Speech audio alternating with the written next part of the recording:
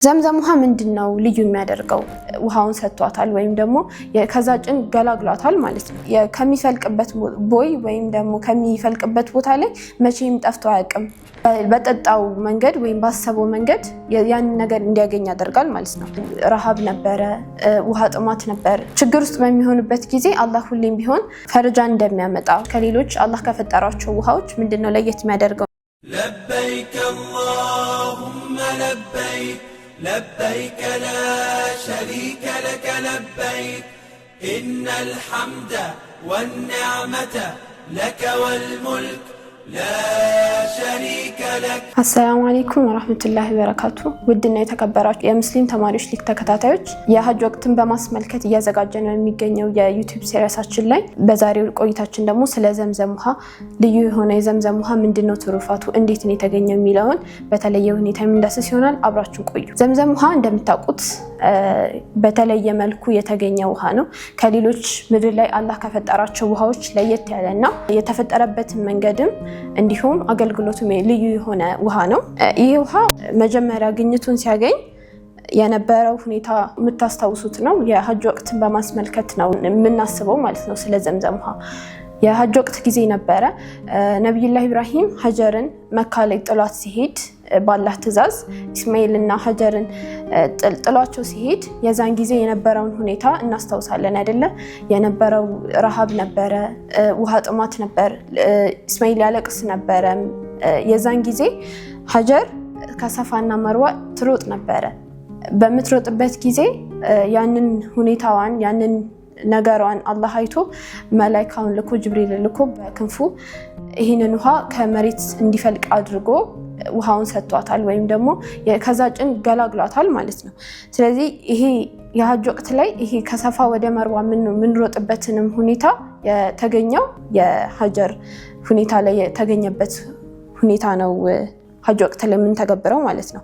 አላህ Subhanahu Wa Ta'ala በቁርአን ላይ ምን ይላል? ሰፋና መርዋን የአላህ ልዩ ሲምቦሎች ወይም ደግሞ ምልክቶች አድርጌ ነው የፈጠርኳቸው ይላልና ይሄ ሁኔታ የብዙ ነገሮችን መፍጠሪያ ሆኗል። እንደምታውቁት የሐጅ ስነ ስርዓት ዋናና አንዱ አካል የሆነውን የሰፋና የመርዋን የመሮጥን ሁኔታ እንዲገኝ አድርጓል። በሁለተኝነት ደግሞ የዘምዘም ውሃ እንዲገኝ አድርጓል ማለት ነው። ዘምዘም ውሃ ምንድነው ልዩ የሚያደርገው?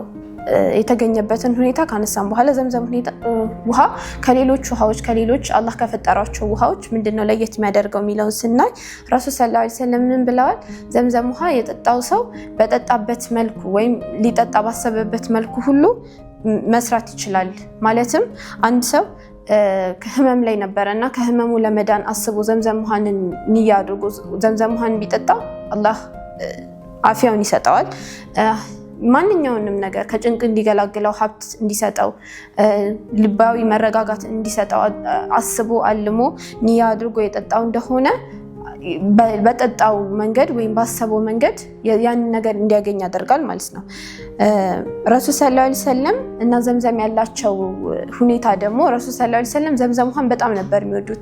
ሰዎችን በስጦታ መልኩ በተለያየ መልኩ በተደጋጋሚ ይሰጧቸው ነበረ። እሳቸውም በተለየ ሁኔታ ከዘምዘም ውሃ ጋር የተለየ ቁርኝት ነበራቸው ማለት ነው። ኢብኑ አባስ ረዲየላሁ ዐንሁ እንዳስተላለፉት ረሱል ሰለላሁ ዐለይሂ ወሰለም ምን ብለዋል? ዘምዘም ውሃ ማለት በጣም የተከበረና በረከት ያለው ውሃ ነው። እንዲሁም ማንኛውንም ነገር ያሽራል። በተጠጣበት ንያ በተደረገበት ነገር ሆኖ አላህ በዛ ንያ ሰበብ አድርጎ አላህ ያንን ነገር እንድናገኝ ያደርገናል። በሌላ ሪዋያ ደግሞ ከህመምም አፊያን ይሰጣል ይላሉ ማለት ነው። ስለዚህ ዘምዘም ውሃ የብዙ ነገሮች ምልክት አድርገን መውሰድ እንችላለን። ከበሽታ የመዳንን የምህረትን የብዙ ነገሮችን ምሳሌ አድርገን መውሰድ እንችላለን ማለት ነው። ዘምዘም ውሃ ከተፈጠረ በኋላ ምን ያህል ጊዜ ቆየ ስንል ከ4000 ዓመት በላይ ዘምዘም በየዓመቱ ብዙዎች እንዲጠጡት ይፈልቃል። በዛ ልክ የሚሆን ውሃ ነው የሚፈልቀው ማለት ነው። መቼም ደርቆ አያውቅም።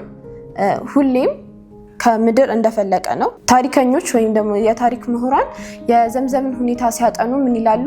የዘምዘም ውሃ ከሌሎች ውሃዎች ለየት የሚያደርገው ከሚፈልቅበት ቦይ ወይም ደግሞ ከሚፈልቅበት ቦታ ላይ መቼም ጠፍቶ አያውቅም እና ያ ነገር የፈጣሪ ችሮታ ወይም ደግሞ የአላህ ተአምር መሆኑን የሚያሳይበት መንገድ ነው ማለት ነው። ስለዚህ ዘምዘም ውሃ እንደ ሌሎች ውሃዎች የሆነ ጊዜ ፈልቆ ከሆነ ሚሊዮን ዓመት በኋላ የሚጠፋ ውሃ ምናምን ሳይሆን ሁሌም በየዓመቱ ሚሊዮኖች እየጠጡት የሚቀጥል ውሃ ነው ማለት ነው። የዘምዘምን ውሃ የተገኘበትን ሁኔታና ያለውን ሁኔታ ከሌላ ነገር ጋር ሪሌት ለማድረግ ስንሞክር የዘምዘም ውሃ የተገኘበት ሁኔታ ምንድነው? ሀጀር ችግር ውስጥ በነበረችበት ጭንቀት ውስጥ በነበረችበት ጊዜ ነው። ይሄም አላህ የሚያሳየው ምንድነው? አላህ ሁሌም ጭንቀት ውስጥ ወይም ደግሞ እሱ የሚገዙ ባሪያዎቹ ጭንቀት ውስጥ ወይም ችግር ውስጥ በሚሆኑበት ጊዜ አላህ ሁሌም ቢሆን ፈረጃ እንደሚያመጣ የሚፈልጉትን ነገር የሚያገኙበት ሁኔታ እንደሚፈጥር ያሳያል ማለት ነው። ይሄም ዘምዘም ውሃ ለሀጀርም ለዓለም ህዝብም የተላከበትን ወይም የፈለቀበትን ሁኔታ በዛ ሁኔታ አያይዞ ማምጣቱ አላህ ሁሌም ቢሆን ፈርጃ እንደሚሰጥ ማሳያ መሆኑን እዚህ ጋር መጥቀስ እንችላለን።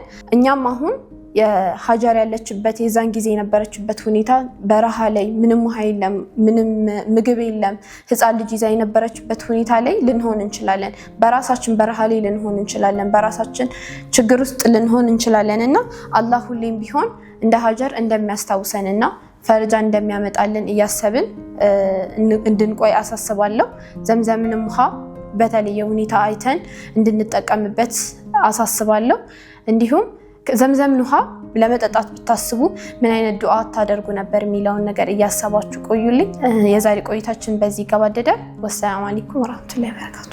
ለበይከ አላሁመ ለበይክ ለበይከ ላ ሸሪከ ለከ ለበይክ ኢነል ሐምደ ወኒዕመተ ለከ ወልሙልክ ላ ሸሪከ ለክ